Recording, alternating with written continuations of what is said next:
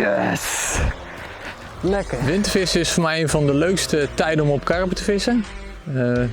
Mede omdat er toch wat over het algemeen wat minder mensen vissen. Het is allemaal wat preciezer. Je onderlijnen moet je aanpassen, je voer moet je aanpassen, de plekken moet je wat beter uitzoeken.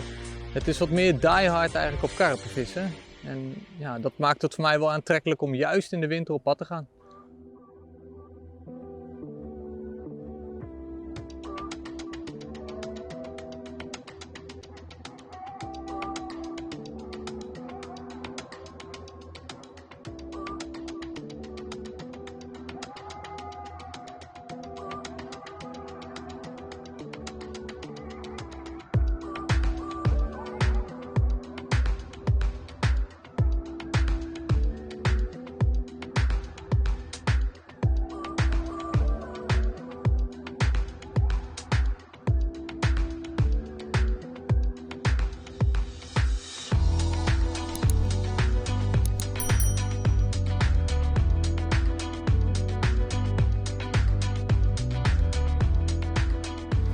De hengels liggen op de plek waar ik nou specifiek in de winter rekening mee hou als ik in de winter ga vissen.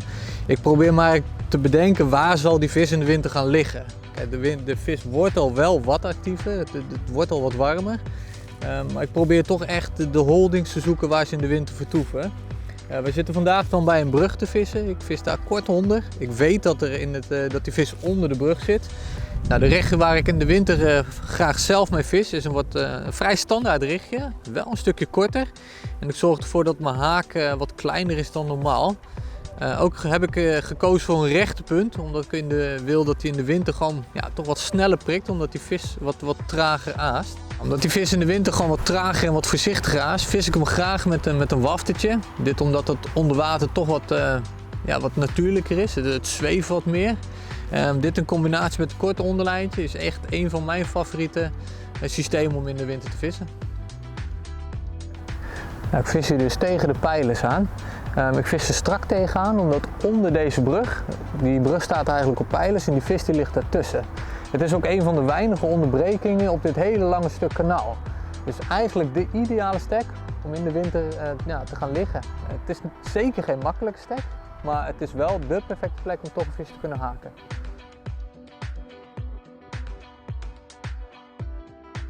Oké, nou mensen, dat duurde niet lang. 10 minuutjes.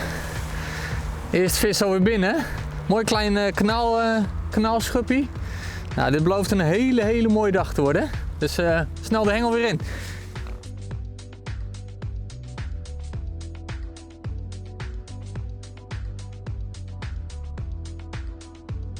Nou, in de winter vis ik graag met klein aas. Ik zelf vind het fijn om gewoon kant-en-klare particles te kopen, helemaal voor in de winter, omdat ik niet heel veel vis. Ik trek 1 zakje open, dat is genoeg voor een paar sessies. Waar ik dan voor kies is boekweit, hennep, maisdeeltjes, die verpulver ik eventueel nog. Ik pak wat kleinere boilies, eventueel halveren of choppen. Het mooiste vind ik zelf om die ook nog even in een PVA zakje te duwen. En dan vis ik dan bovenop een klein pop-upje of een waftertje als het maar klein en licht is. Waar ik zelf wel heel erg fan van ben in de winter zijn toch roze of witte. En naar mijn mening zijn dat in de winter wel echt de killers om toch even die passieve vis te verleiden tot een aanbeet.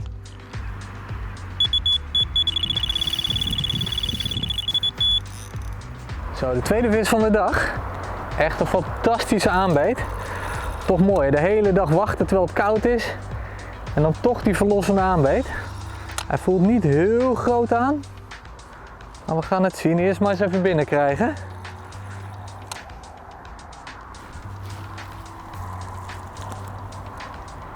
Ja, daar is hij hoor. Kijk eens even. Yes! Lekker.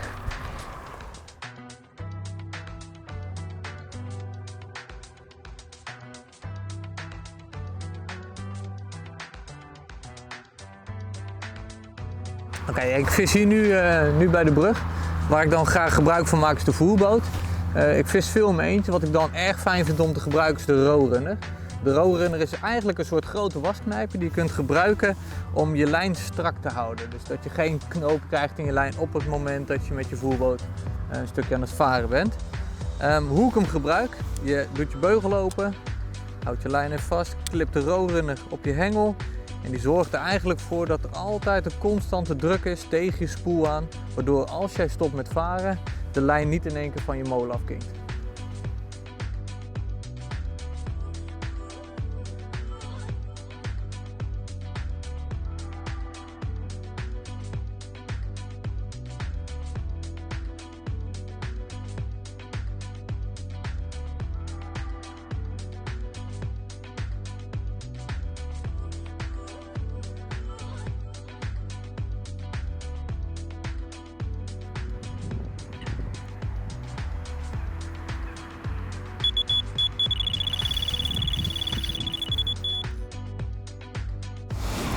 Zo, de derde vis is binnen.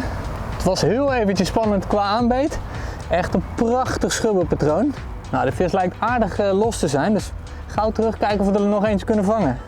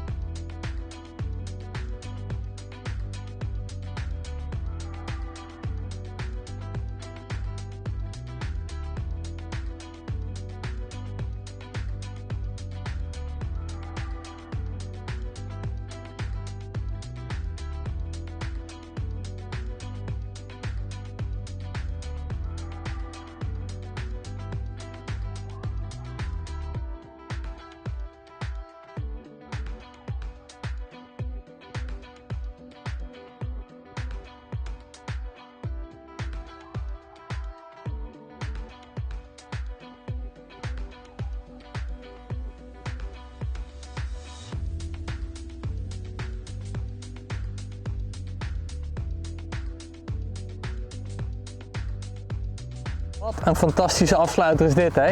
Ik hou het hier nou voor gezien. Ik heb erg mooie vis gevangen, 4 stuks in totaal, maar dit is wel even een afsluiter. Hey, mocht je dit nou leuk vinden, doe even je duimpje omhoog. Zie ik jullie de volgende keer.